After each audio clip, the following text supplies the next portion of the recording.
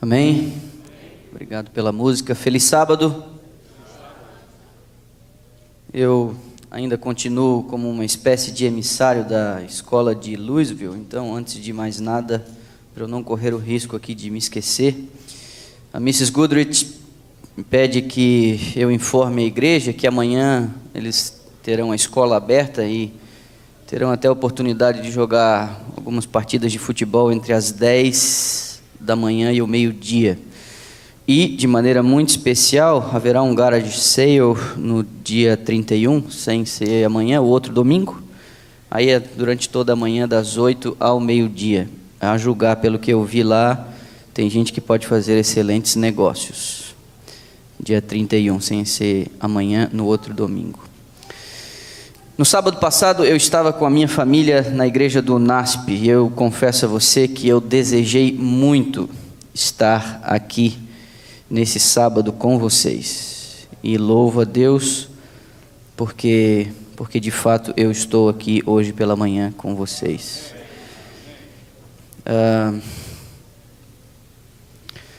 Eu espero poder compartilhar uma parte daquilo que ocorreu conosco nos últimos dias, numa forte conexão com o texto sagrado, que de certa maneira a nossa experiência possa apenas enriquecer aquilo que Deus quer comunicar através de sua palavra, que é poderosa. Então eu vou pedir para você abrir a Bíblia no livro de Hebreus capítulo 11, mas já adianto a você pode marcar essa página de Hebreus 11, nós também vamos a Gênesis capítulos 12 e 22, mas como vamos fazer isso algumas vezes, de Hebreus 11 a Gênesis 22, você pode marcar essas duas páginas, pode facilitar aqui a nossa dinâmica. Hebreus capítulo 11 e o verso 8 é o nosso ponto de partida da reflexão dessa manhã. E a gente lê assim, Hebreus 11 e o verso 8, pela fé, Abraão, quando chamado, obedeceu, a fim de ir para um lugar que deveria receber por herança, e partiu sem saber para onde ia. Quando o assunto é fé, e aqui no capítulo 11 existe uma verdadeira galeria de homens que agiram por meio dela, é Hebreus 11 que diz que a fé desafia as percepções e os sentidos, é Hebreus 11 que diz que não há como agradar a Deus sem o exercício da fé. Hebreus 11 traz vários e vários exemplos de homens e mulheres que agradaram o Senhor ao exercerem fé nas suas promessas e depositarem confiança no seu braço poderoso. O personagem principal, motivo de nossa meditação aqui hoje pela manhã, é aquele que é chamado de pai da fé. E Hebreus 11 nos diz que ele partiu sem saber para onde ia. Deus nem sempre diz tudo. Deus nem sempre nos dá detalhes. Deus nem sempre nos oferece todas as respostas na hora que a gente julga serem necessárias. E no caso de Abraão, ele abandonou o seu lar, os seus parentes e a sua terra natal, sem ter uma pista de qual seria o seu destino final. Apenas sai da tua casa, da tua parentela, para um lugar que eu te mostrarei. E aí agora sim eu convido você a ir ao relato primário, no capítulo 12 do livro de Gênesis, os 3 primeiros versos, porque aqui você tem a introdução, a narrativa desse patriarca que foi chamado por Deus a fim de que ele revelasse o plano da salvação. No relato primário nós lemos assim, Gênesis 12 versos 1, 2 e 3. Ora, disse o Senhor a Abrão: sai da tua terra, da tua parentela e da casa de teu pai e vai para a terra que te mostrarei. De ti, verso 2, farei uma grande nação e te abençoarei, te engrandecerei o nome, sê tu uma bênção. Abençoarei os que te abençoarem e amaldiçoarei os que te amaldiçoarem, em ti serão benditas todas as nações da terra. Ouça e grave a frase que vou dizer aqui a você. Através das promessas de Deus, Ele revela o resultado da nossa fidelidade.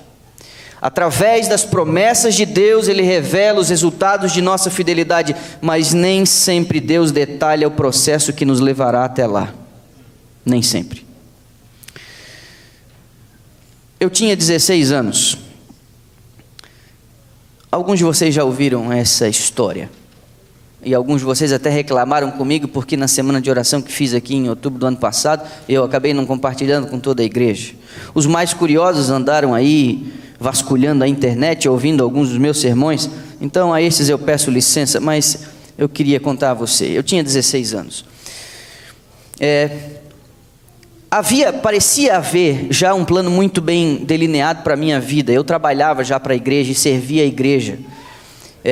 Minha formação no ensino médio não foi um curso de segundo grau normal. Eu fiz técnico em contabilidade e tenho uma queda, eu tenho uma quedinha por números, por gestão, por administração, e acabei seguindo ali por influência do meu irmão, que hoje também serve a igreja. Meu irmão é diretor do Hospital do Pênfigo, lá em Campo Grande.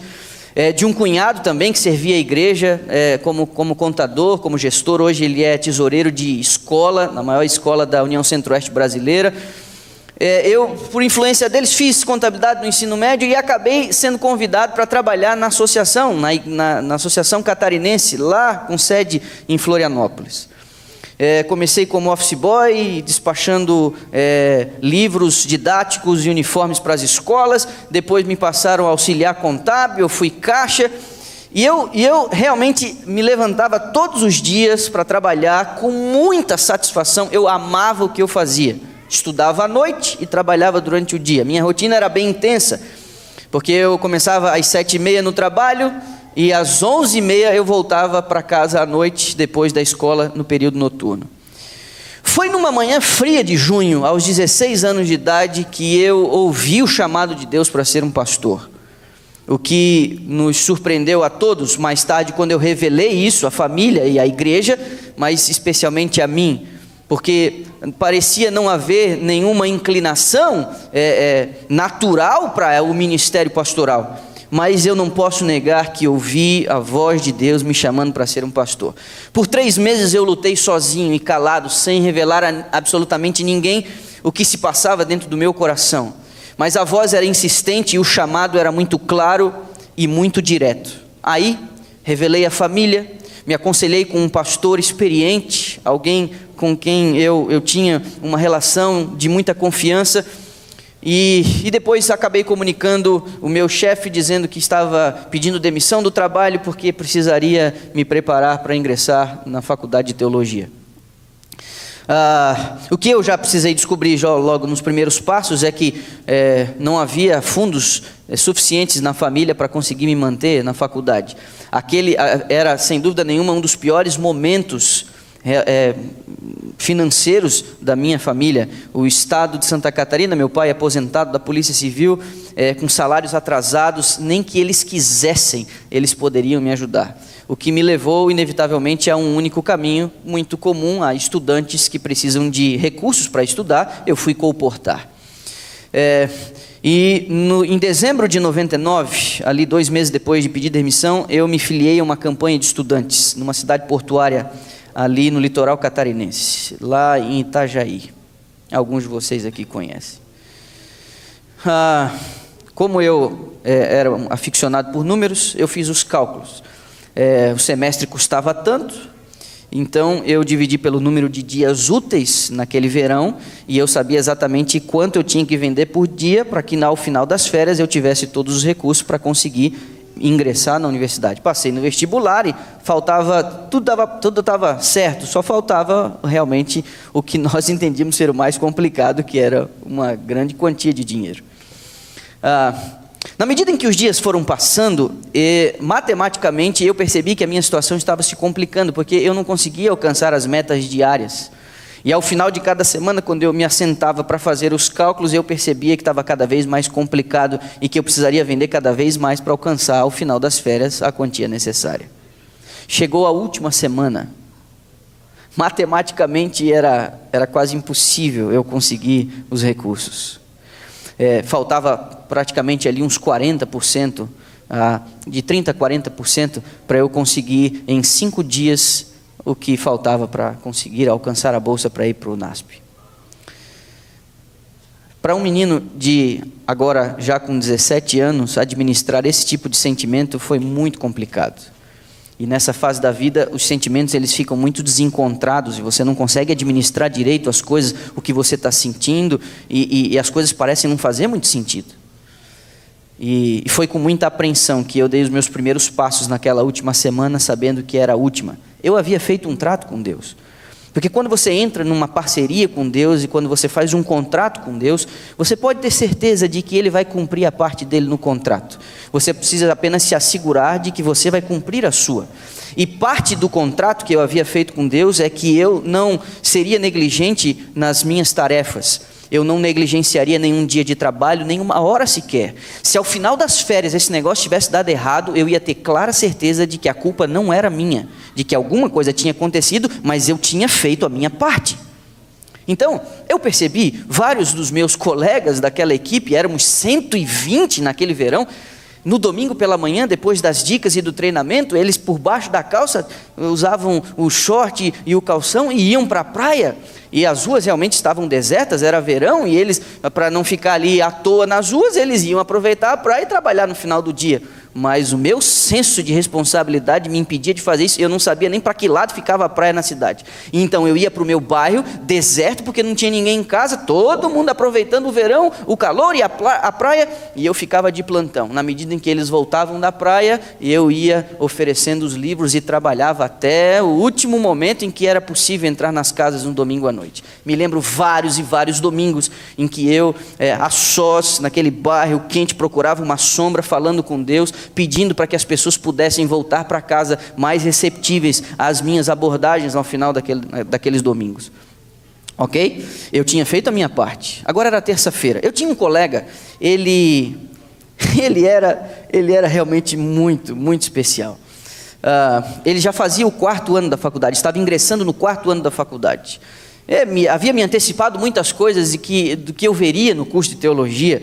Ele pregava com muito vigor, ele era muito inteligente, muito, sabe? Mas tinha um empresário que pagava a faculdade dele. Então ele comportava apenas por idealismo, assim, mas sem muita pressão de que teria que vender e tudo mais. E ele era realmente muito ruim nesse negócio de vender livros. E aí, eu me lembro que naquela terça-feira pela manhã, última semana, ele disse, eu queria ir com você hoje. Eu falei, vamos, eu vou te acompanhar para você não ir sozinho. Eu não sei se ele percebeu que eu realmente estava muito apreensivo, e de fato eu estava dormindo muito pouco e ansioso, porque o tempo estava acabando e não fazia muito sentido. Se Deus havia me chamado e se eu havia feito um trato de que eu teria que ter todos os recursos no final daquelas férias, e as férias estavam acabando e eu não tinha todos os recursos, será que aquela voz que eu ouvi de fato era a voz de Deus? Será que aquele era realmente um chamado genuíno ao ministério pastoral? Tudo isso ficava ali em um conflito estranho dentro do meu coração. Ok, nós fomos. E eu me lembro exatamente que nos deparamos diante de uma casa muito grande, muito bonita, de gente com muito recurso.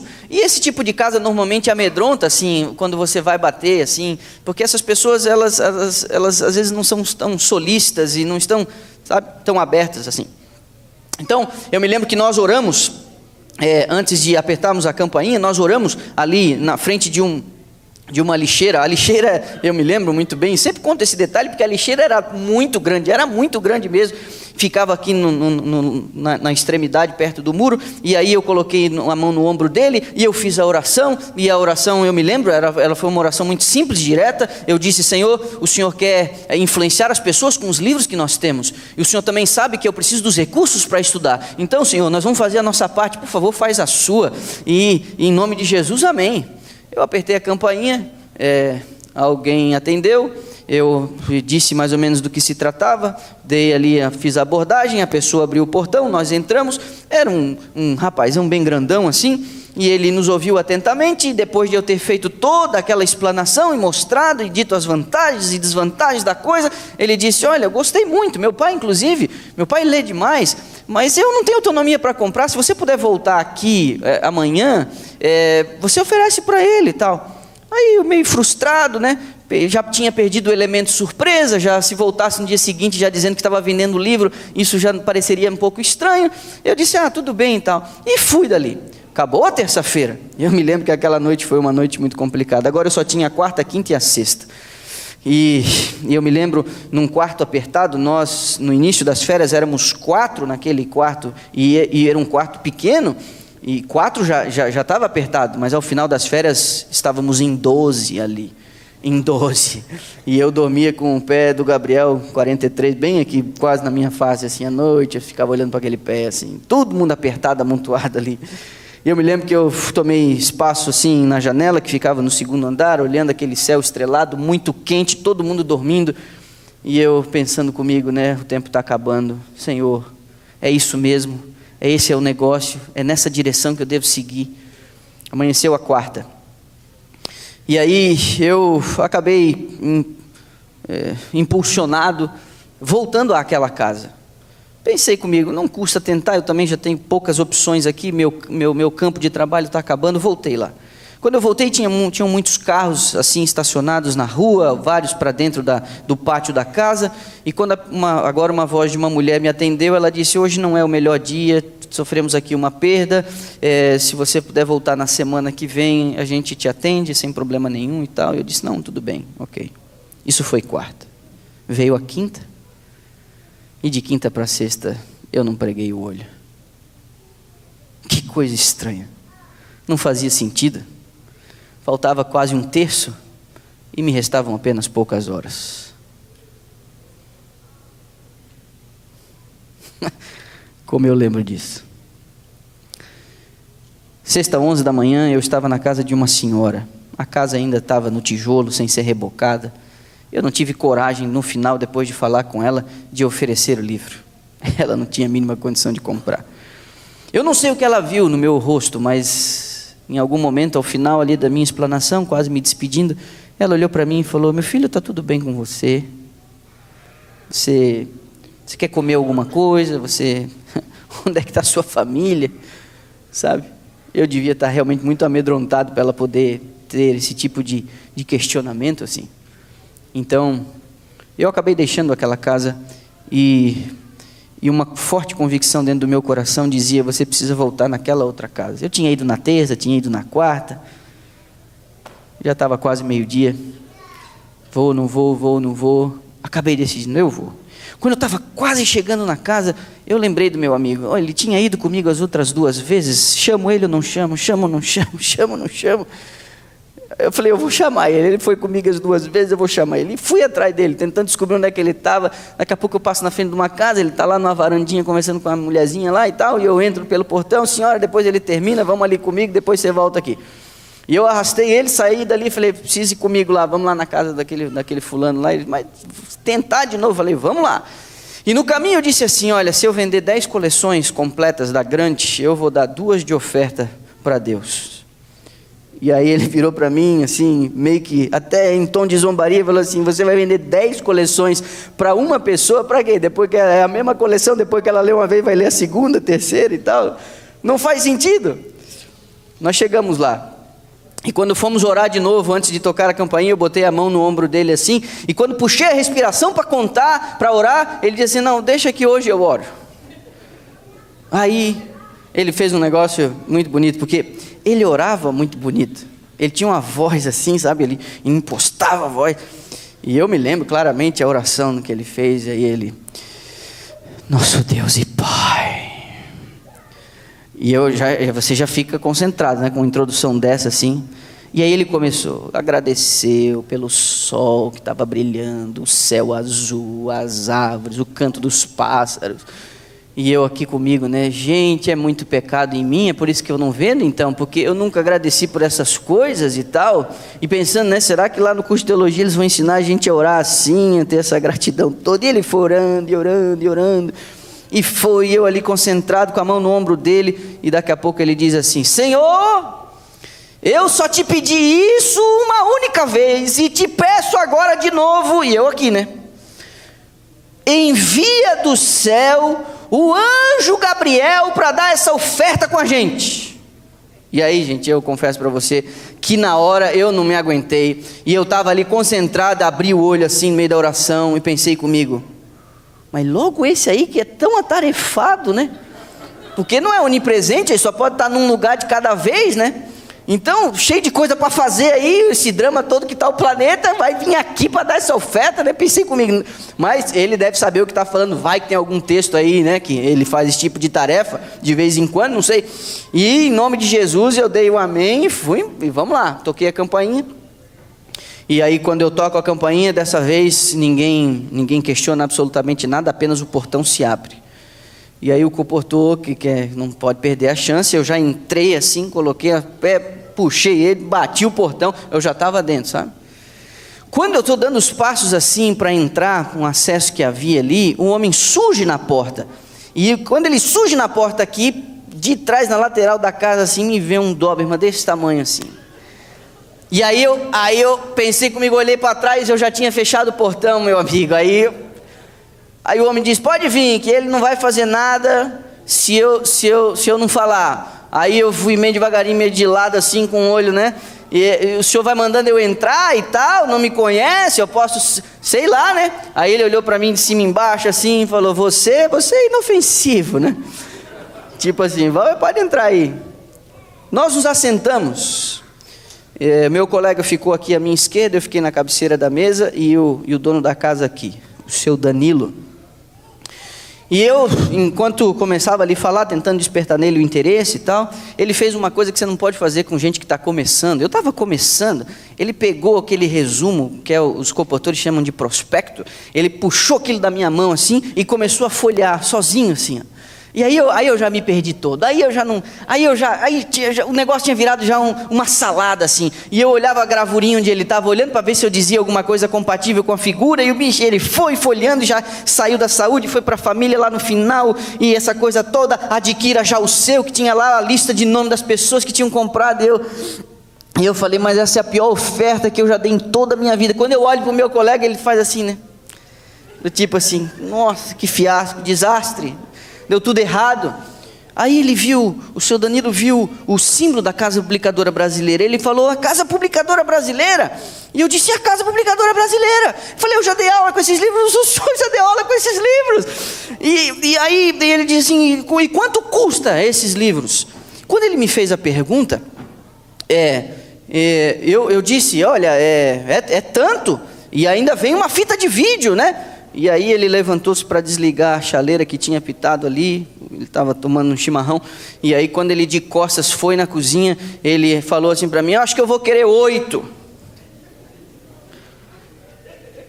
Preste atenção no que aconteceu, porque foi desse jeito.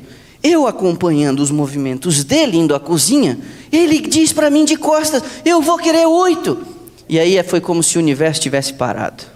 Em câmera lenta eu voltei assim, para o meu colega, e ele, simultaneamente, arregalou os dois olhos dele bem assim grande e sussurrou assim no meu ouvido, Deus não quis as duas dele. No caminho eu tinha dito, se vender 10 eu dou 2 de oferta. E ele, na hora, acho que foi acometido pela descrença, Deus não quis as duas dele. E aí o homem voltou e tal, e você pode entregar para mim isso na segunda-feira? E eu, é claro, o senhor tem uma calculadora aí? E aí eu peguei o bloco de pedido, e aí fiz o pedido, e aí depois que o pedido estava feito, eu já estava me despedindo, quase deixando a casa dele, eu não me aguentei e falei assim, só por curiosidade, eu estou muito, mas muito feliz que o senhor comprou as 8 coleções. Mas por que 8 coleções o senhor está comprando assim? Só para eu saber. Aí ele disse, não, eu sou diretor da biblioteca da Univale, é um centro universitário em Santa Catarina e tem 8 campos, então eu estou comprando um para cada campus. Se você um dia for a um desses campos fazer uma pesquisa na biblioteca, você pode procurar lá Vida Natural, Terceiro Milênio ou Filhos Educando com Sucesso, você vai ver que tem um carimbo lá com a data de 7 de fevereiro do ano 2000, vendido por Manolo Damasio.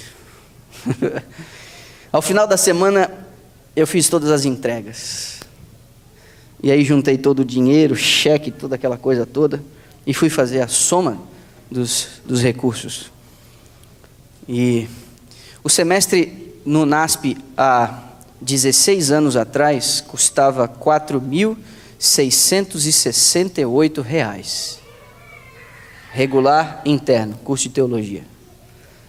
Quando eu somei tudo que eu tinha, todas as vendas e todo o dinheiro, eu cheguei à quantia de R$ 4.670.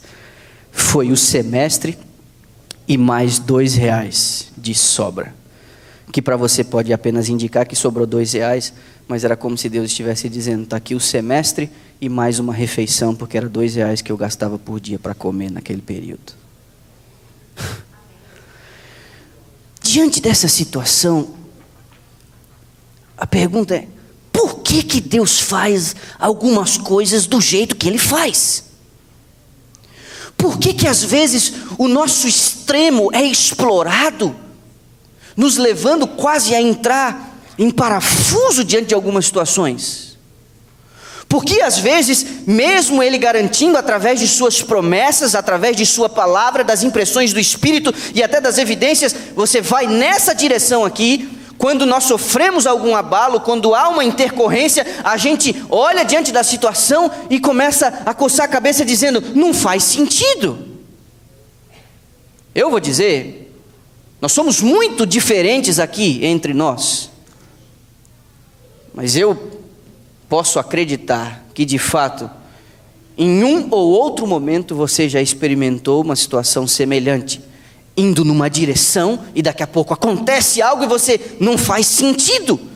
Era isso aqui, era desse jeito, era dessa maneira, não faz o menor sentido. Também não fez sentido a Abraão. O chamado de Abraão envolveu muita fé. É incrível o fato de ele não ter hesitado quando Deus disse, sai da tua casa, da tua parentela, para um lugar que eu vou te mostrar. De fato, ele não perguntou se o solo de onde ele iria morar era fértil, ele não perguntou se o clima era agradável, ele não perguntou se teria um salário maior. É incrível, ele apenas obedeceu. As coisas e o contrato que Deus fez com Abraão indicava que ele seria muito abençoado, de que ele teria uma grande terra, uma possessão de terra, e de que ele teria uma numerosa descendência. Só que Abraão não fazia o menor sentido de como o curso dos acontecimentos levariam ele até esse cumprimento profético. Quanto a isso, Deus não deu detalhes. Não deu detalhes. A serva do Senhor, no livro Patriarcas e Profetas, ela faz algumas declarações. E ela diz assim, ainda hoje Deus chama pelos ensinos de sua palavra, por acontecimentos da sua providência. Chamado não é uma coisa que é restrita a ministros do Evangelho. Deus faz chamados a todas as pessoas. Constantemente Deus faz chamados.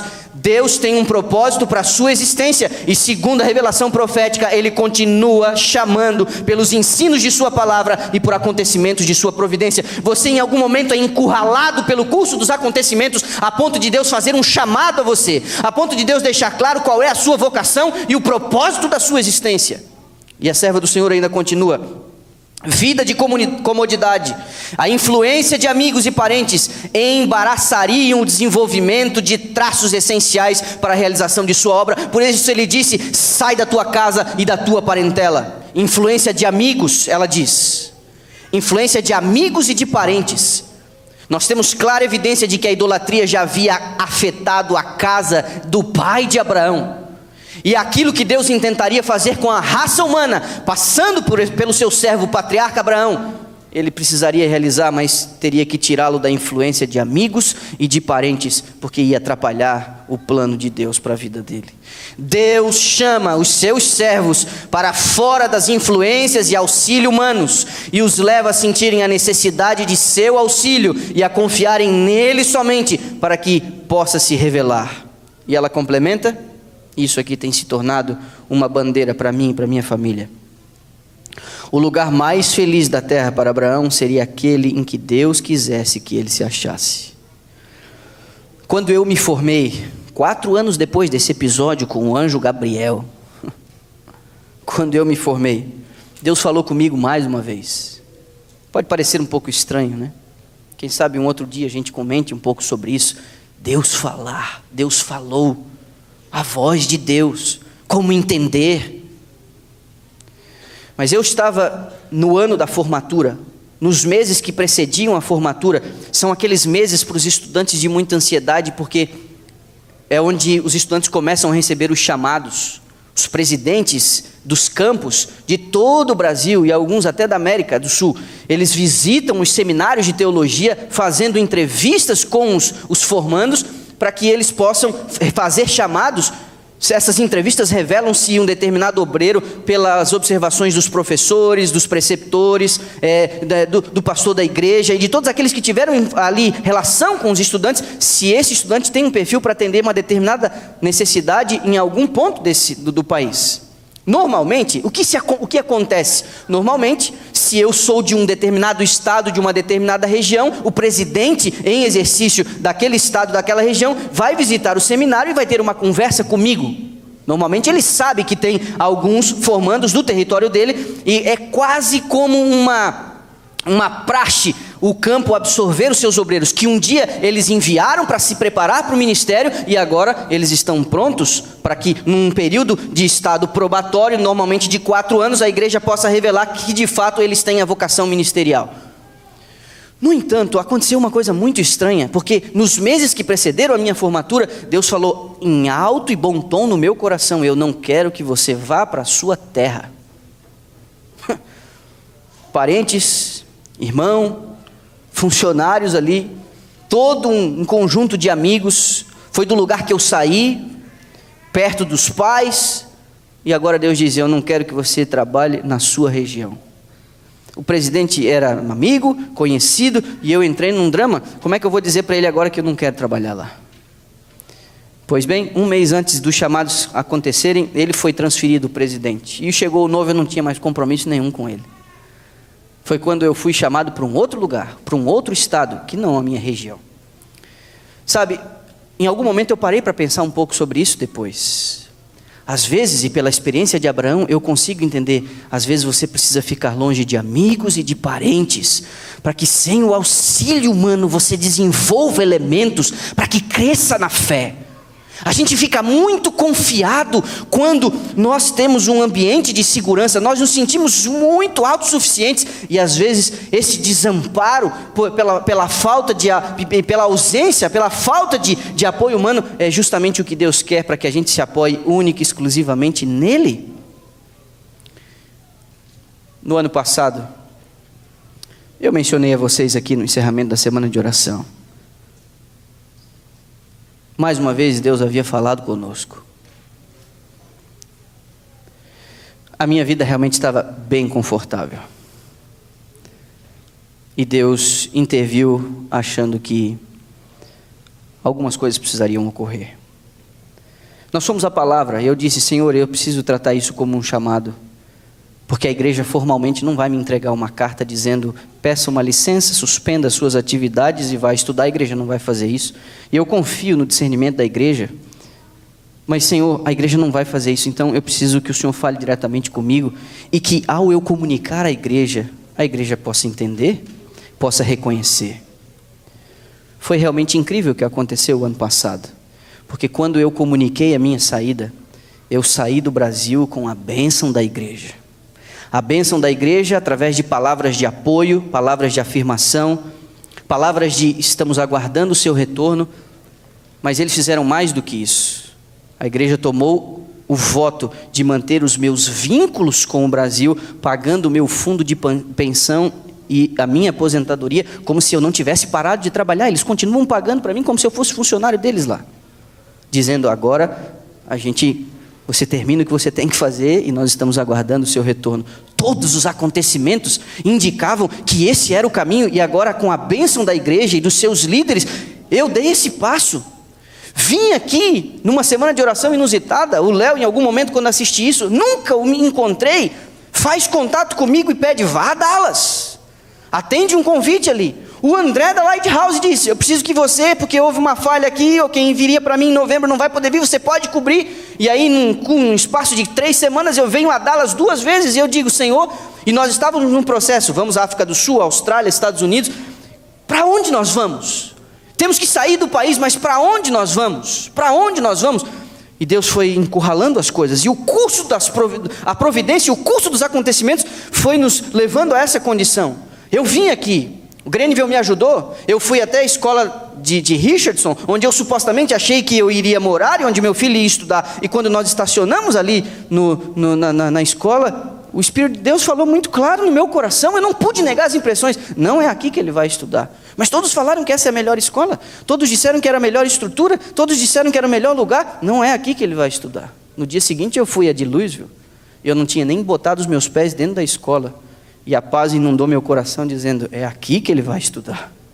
Ora, se eu pudesse emprestar o símbolo da peregrinação de Israel, eu poderia afirmar para você que com todas as letras, a nuvem parou aqui sobre Dallas e Deus disse, é aqui que você vai acampar.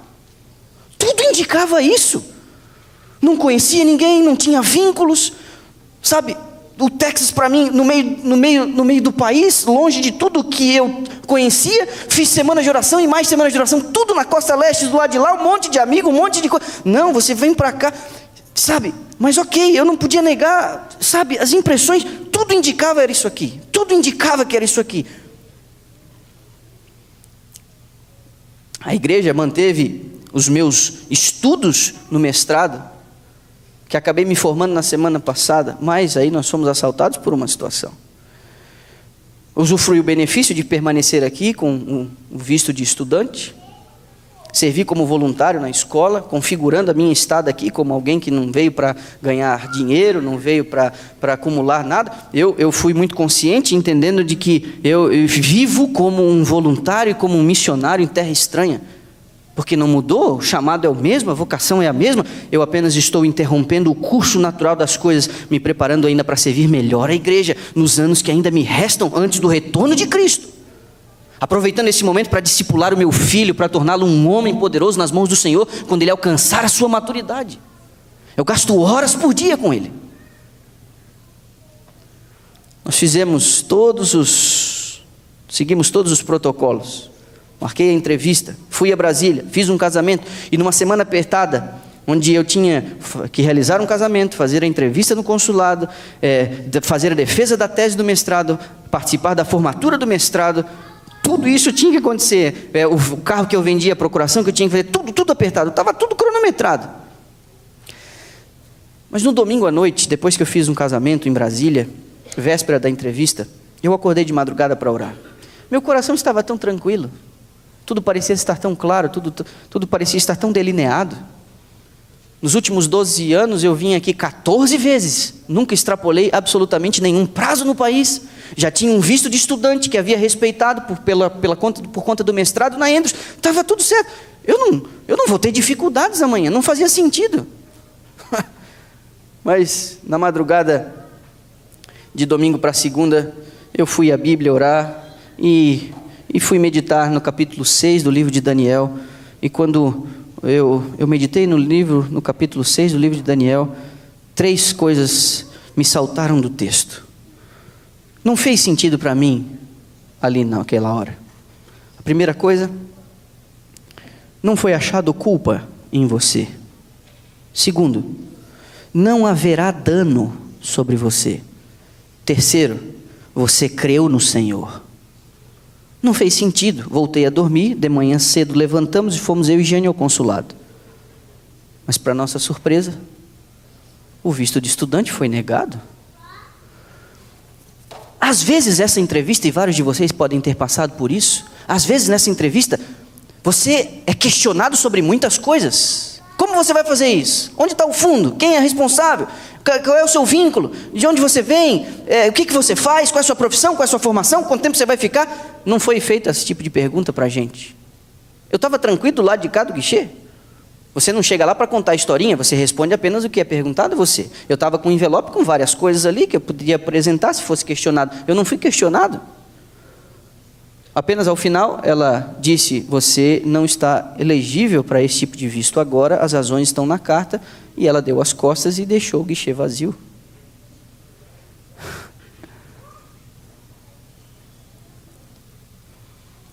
E você sabe, num consulado você não está no Detran que você diz, ei, volta aqui, vamos conversar. Não é assim, né? Naquele momento faltou o chão, assim. Nós saímos cambaleando daquele lugar. Entramos no carro e na minha mente só uma frase: não faz o menor sentido. A cônsul cancelou meu visto de estudante da Andrews, que de fato eu não usaria mais, porque ia me formar 2 dias depois, no Brasil inclusive.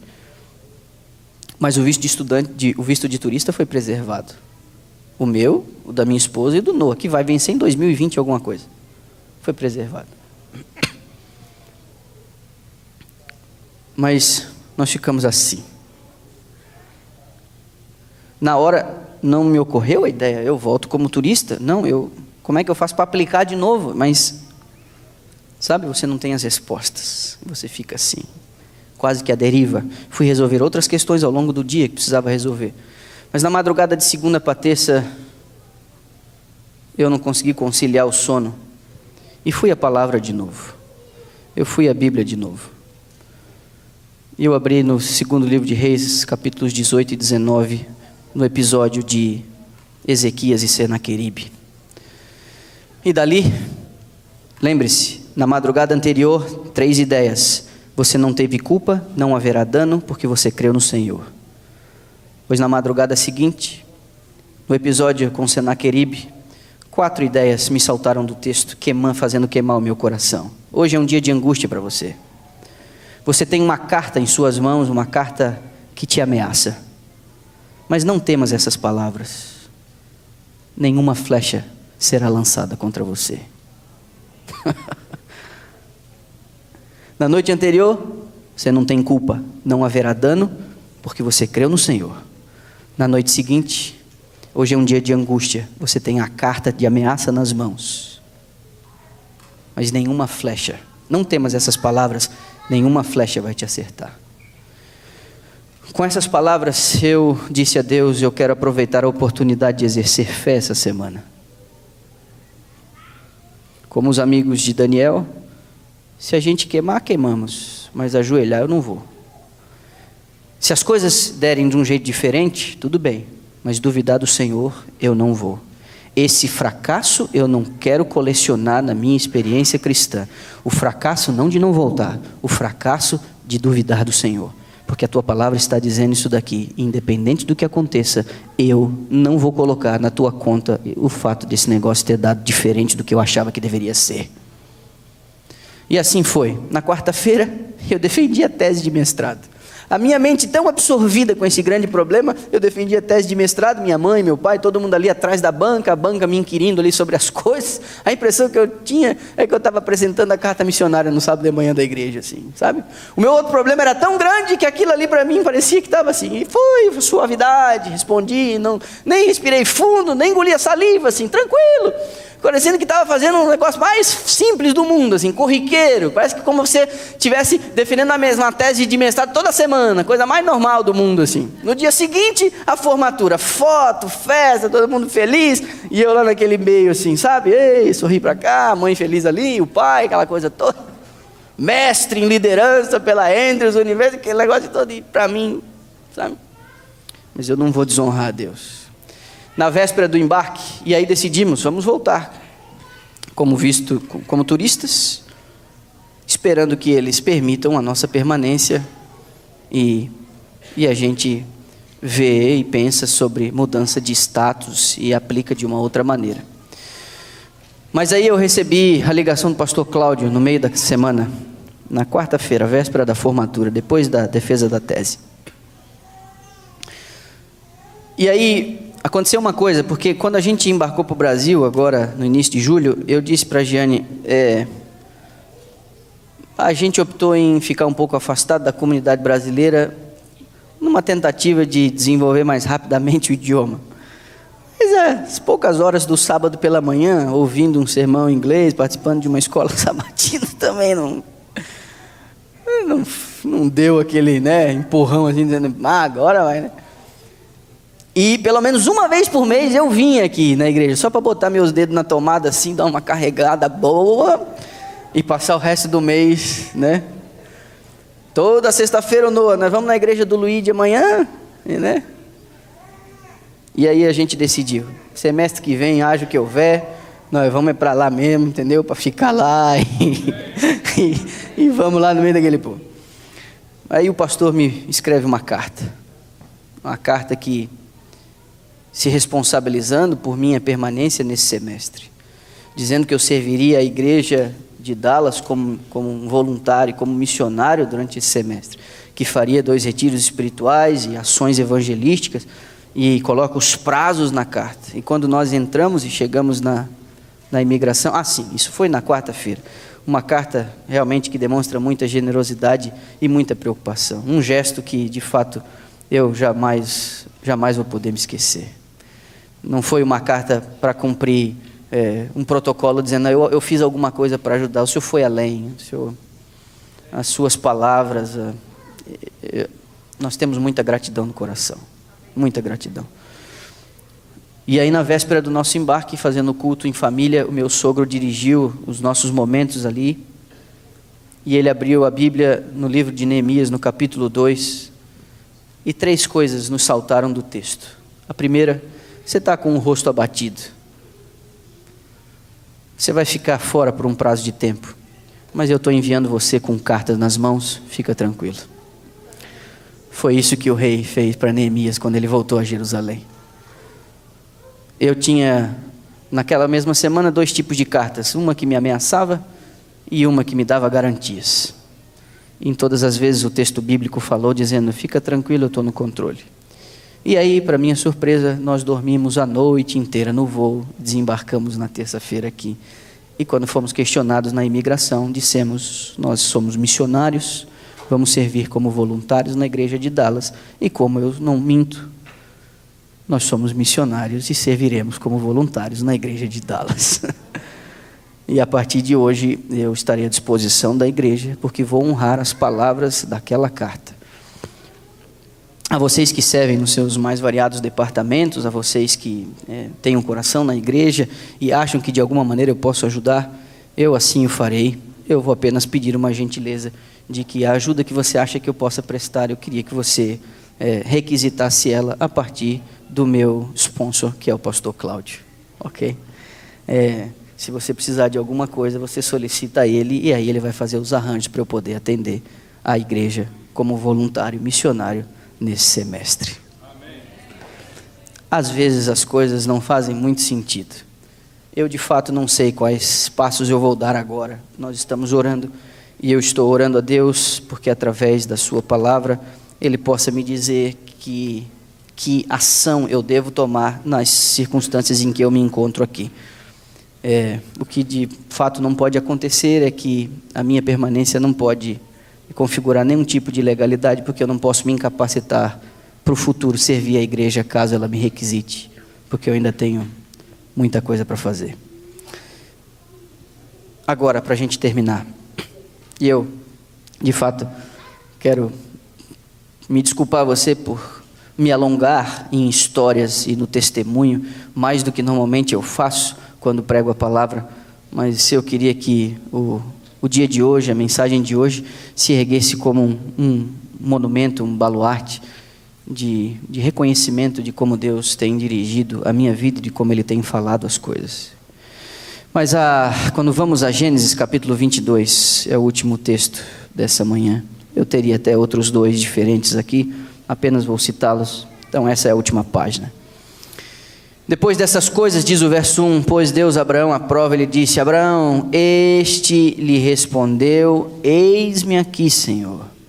Acrescentou Deus, toma o teu filho, teu único filho, Isaque, a quem amas, e vai-te à terra de Moriá e oferece-o ali em holocausto sobre um dos montes que eu te mostrarei.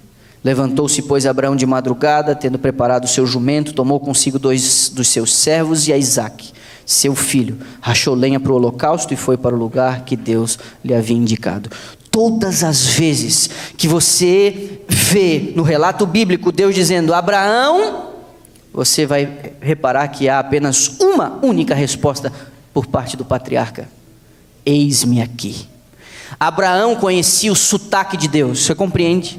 Abraão conseguia distinguir a voz de Deus de todas as outras vozes, porque a mente de Abraão estava calibrada a entender quando Deus estava se comunicando com ele. Ele havia desenvolvido isso, e desde já alguns anos atrás, alguns bons anos atrás, quando a voz o interpelou dizendo: sai da tua casa, da tua parentela, Abraão se acostumou a ouvir a voz de Deus. Abraão começou a entender como Deus trabalhava e como Deus agia. Agora, nesse momento, se de fato uma coisa não fazia o mínimo sentido, era essa abordagem de Deus aqui. E na abordagem, Deus parece deixar claro a consciência do que Isaque representava a Abraão. Toma o teu filho, o teu único filho a quem amas, fruto do meu milagre, fruto da minha intervenção, um filho da tua velhice, o filho pelo qual eu disse que cumpriria todas as minhas promessas. Isso fica evidente quando o drama com Ismael ocorre, e ele despede Agar com Ismael, e ele diz: é em Isaque que vai se cumprir a profecia. Farei de ti uma grande nação, em ti serão benditas todas as nações na terra. Que sentido fazia agora Deus interpelar Abraão e dizer: Abraão, você vai tomar o teu filho, o teu único filho, o filho a quem tu amas, e tu vai sacrificar ele para mim, em Moriá, num lugar que eu vou te mostrar, Abraão. Não faz o menor sentido esse pedido. Muito pelo contrário, ele vai inclusive de encontro a todas as prescrições e toda a lei de Deus, dizendo que proibia o sacrifício humano. Mas, meu amigo, quando você reconhece a voz de Deus, quando sua mente está calibrada para entender que não é apenas uma impressão do seu coração, um pensamento vago dentro da sua mente, mas que é a obra do Espírito de Deus falando com você, essa voz ela é inconfundível. Ela é inconfundível, ela é atordoante, porque você só pode fazer uma única coisa quando ouve essa voz: você tem que se render a ela. Abraão se levantou. Muito esperto, ele não comentou nada com Sara. O amor materno, diz Ellen White, poderia impedir os movimentos do patriarca, então ele sai de madrugada. Parece ser mais um daqueles momentos comuns a Isaque. Ele já havia feito esse tipo de coisa com Abraão, eles já haviam adorado juntos em alguns lugares. Então agora ele desperta o filho. E os dois saem. Deus não havia dado o endereço final do sacrifício, ele apenas havia dado a região. Foram 3 dias, Ellen White pinta ela narra isso com riqueza de detalhes. Ela diz que o patriarca, o idoso patriarca, já não podia dormir. Ele passou as 2 noites, nesses 3 dias, ele passou as 2 noites em claro, orando a Deus, dizendo: beleza, eu já passei no teste, já foi suficiente, o Senhor já percebeu as minhas intenções, percebeu a minha disposição de obedecer. Ele está pedindo para que um anjo intervenha, como interviu no caso de Sodoma, mas nenhuma resposta. A ordem era clara e agora Deus não fala absolutamente mais nada. Ele dá a ordem e em silêncio fica por 3 dias. Abraão ora e não vem resposta, não faz sentido, mas essa era a ordem e ele tinha que obedecer. Quando ele percebe a presença de Deus sobre a colina em Moriá, a colina que é mencionado no 2º livro de Crônicas como sendo exatamente o lugar onde o templo foi construído por Salomão, exatamente no lugar. Ele percebe a presença de Deus e solicita que os servos fiquem, mas agora ele fala uma coisa. Ele diz assim para os servos: vocês fiquem aqui enquanto eu e o moço vamos adorar, e depois, a Bíblia diz, voltaremos. Está no plural. Abraão está dizendo: vamos adorar e vamos voltar. Nós, os dois, vamos voltar. Quando Paulo comenta isso no capítulo 11 de Hebreus, ele diz que Abraão pela fé sacrificou Isaque, crendo que Deus tinha poder de ressuscitá-lo dos mortos, e figuradamente o fez. Porque o sacrifício, em vias de fato, ele aconteceu. Não foi consumado, mas ele aconteceu. À vista de Deus, o sacrifício havia acontecido. E a fé do patriarca era tão grande que ele sabia, o processo de sacrifício, ele ia ter que rasgar a garganta e derramar o sangue de Isaque. E depois disso ele teria que colocar fogo sobre a oferta, porque era assim que se procedia o sacrifício. E ele cria que mesmo depois de degolar o menino, depois de queimar a sua carne, Deus assim o poderia restaurar das cinzas. Abraão tinha que se erguer como pai da fé. Ele havia se desqualificado nos 2 episódios com Sara. Ele havia desonrado o seu Senhor com a sua falta de fé e o seu racionalismo, porque de fato ela era uma meia-irmã. E diante de anjos e demônios, a senhora White diz, ele não estava qualificado para receber o título de pai da fé. E agora o Senhor coloca sobre ele essa prova por duas razões. A primeira é essa: ele precisava honrar o título de pai da fé. Mas havia uma segunda razão. Abraão insistia em oração, em ver o Messias prometido. Ele queria ter noção da obra do Messias. Ele queria conhecer os desígnios de Deus da salvação do mundo. Mas ele não estava habilitado para receber tal revelação. Num debate que Jesus tem com os líderes religiosos, no capítulo 8 de João, Jesus diz assim: Abraão quis ver o meu dia, ele viu e se alegrou. Ellen White diz que quando ele ergue a mão com o cutelo para sacrificar Isaac, em um outro dia a gente fala de Isaac, porque a fé também foi de Isaac. Quando ele ergue a mão e na descida o anjo sustém sua mão, impedindo o derramamento do sangue, Abraão agora tem em visão profética todo o desenrolar da história, dos seus dias até a morte e ressurreição de Jesus e seu retorno glorioso à terra. Foi revelado a ele todo o plano da salvação. E ele não estaria habilitado, diz Ellen White no Desejar Todas as Nações, a receber tal revelação, não passasse pelo teste de prova ao sacrificar seu filho. Não faz sentido. Você está vivendo um momento na vida em que não faz sentido. Você está vivendo um momento em que, de fato, você está encurralado diante de uma situação e as coisas não fazem sentido. Tudo trouxe você até aqui. Todas as coisas encurralaram você a esse exato momento, mas não fazem sentido. Eu vou apelar você a recapitular a sua própria história. Eu vou encurralar você e vou sugerir a você que você recapitule a sua própria história. Outros momentos em que as coisas não faziam sentido ou não fizeram sentido. E depois Deus revelou um mundo novo, aberto, diferente para você. Algumas situações em que você se deparou em que você inclusive olhou com uma certa suspeita para Deus. Envergonhado de duvidar dele, mas você olhou com uma certa suspeita para Deus, como se ele estivesse dormindo no ponto, como se ele não tivesse feito alguma coisa, o que ele estava fazendo que ele não impediu esse negócio aqui? É possível que eu esteja falando para alguém que tenha sofrido uma grande perda, uma grande desilusão, uma grande traição. Pode ser que você esteja amargando ainda depois de vários anos, um investimento mal feito, um casamento quebrado, um filho rebelde. E aí você recapitula e diz: eu fiz o que o Senhor mandou fazer. Por que isso aconteceu? Não faz sentido. Eu queria sugerir a você: nós precisamos ir à palavra para Deus se revelar através dela. Ellen White diz que a voz audível de Deus. Não tema abrir a Bíblia, para que em sua leitura, seja ela sequencial, ou seja ela, inclusive você abrir a Bíblia em algum ponto para dizer: fala comigo. Não tema, porque Deus fala e Deus se revela. Esteja disposto a manter sua fidelidade, ainda que os céus caiam sobre a sua cabeça, mas por favor não desonre o Senhor com falta de fé.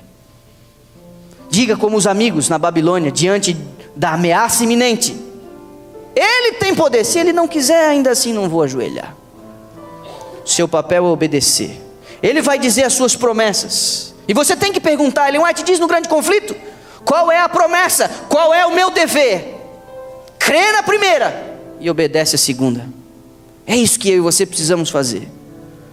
Eu reitero, diante de anjos e demônios, tendo uma igreja como testemunha num sábado pela manhã, eu não tenho vontades, não tenho sonhos, não tenho planos e não tenho desejos. Eu abri mão disso há mais de 20 anos atrás. Não tenho fortuna, não tenho investimentos.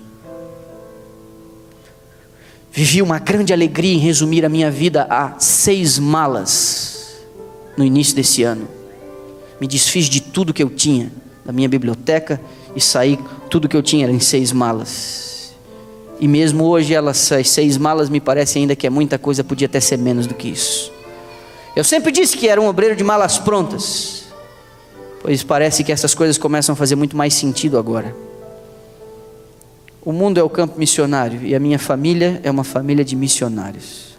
Não tenho projetos, não tenho sonhos, eu não tenho vontades, eu não tenho absolutamente nada, a não ser um impulso de fazer a vontade de Deus. É exatamente isso que essa música vai dizer. E eu volto a dizer, isso não é uma coisa restrita a pastores, a ministros do Evangelho. Isso tem que ver com qualquer pessoa, isso tem que ver com qualquer crente que quer saber qual o propósito de Deus para a sua vida.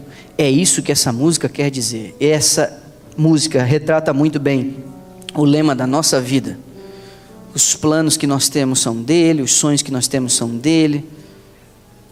Eu apenas quero ser escravo da vontade de Deus.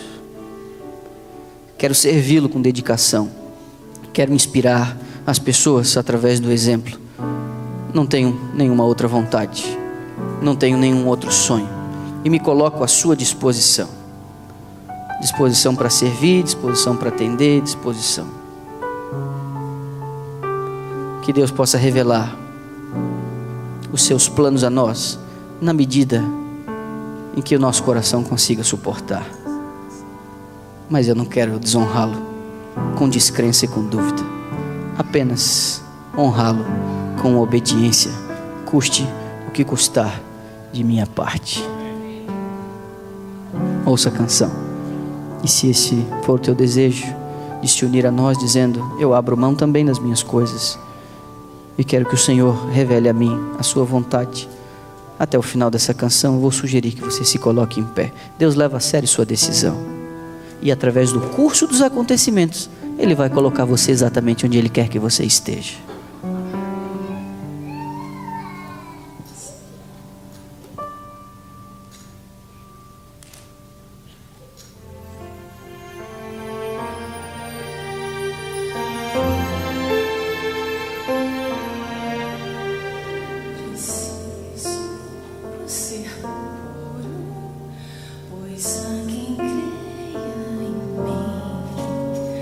Preciso ser justo, fiel até o fim.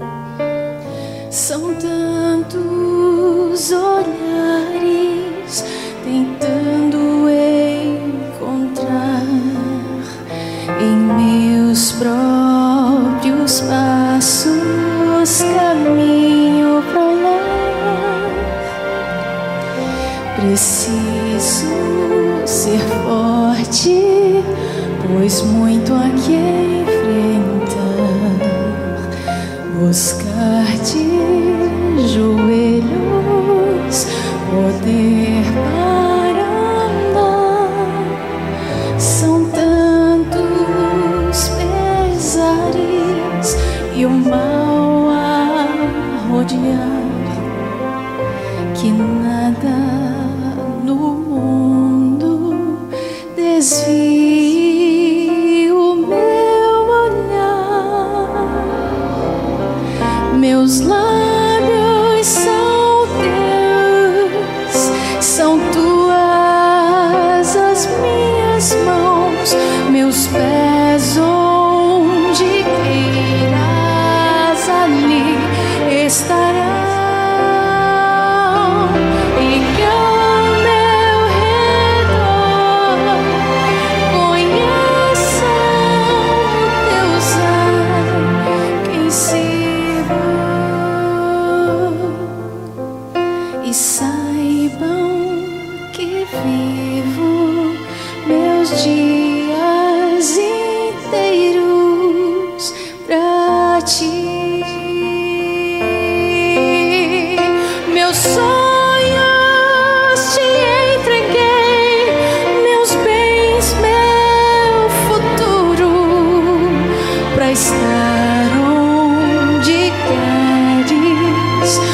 Ter o que deres, pra ser o que queres, por seres meu Deus. Meus lábios são teus, são tuas as minhas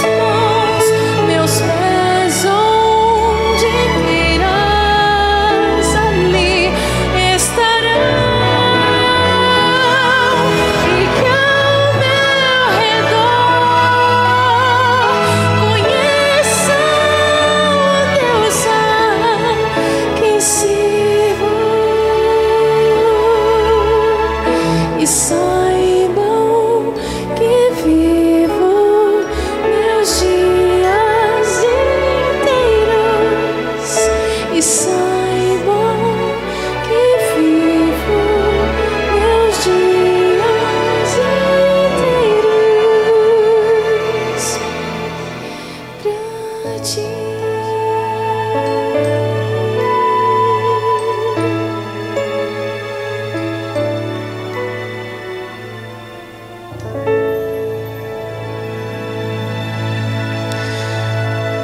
Nosso Deus e nosso Pai, tudo que nós temos e tudo que nós somos te pertence. Essa decisão tomamos em algum momento de nossa caminhada. Queremos te honrar, Pai, diante desse vasto universo. Queremos trazer alegria ao teu coração, por manifestarmos confiança irrestrita ao Senhor. Da mesma forma, quando me alegro ao ver a minha criança se voltar a mim em busca de auxílio, a mesma alegria que eu tenho em atender às suas necessidades, mesma disposição em vê-lo feliz, crescendo e desenvolvendo, um infinito ainda maior pode-se dizer a respeito do Senhor em relação a nós, teus filhos e tuas criaturas. Por favor, que essa igreja desenvolva na fé, cresça à semelhança de Cristo e alcance a estatura dele. Que cheia do Espírito, possa se erguer poderosa nesse tempo de crise, revelando ao mundo através do amor existente entre eles, da disposição de servir, por priorizar as coisas espirituais e o reino de Deus. Que eles se levantem poderosos e que as pessoas reconheçam que Deus habita no meio do seu povo. Despeça-nos com a tua paz para os restantes das atividades desse dia. Oramos agradecidos em nome de Jesus Cristo, nosso Senhor. Amém. Olá, queridos amigos e irmãos que nos assistiram pela internet. Estamos muito felizes porque vocês estão nos acompanhando. Torcemos para que as mensagens espirituais apresentadas aqui, os louvores que são feitos, alcancem o coração de cada um de vocês.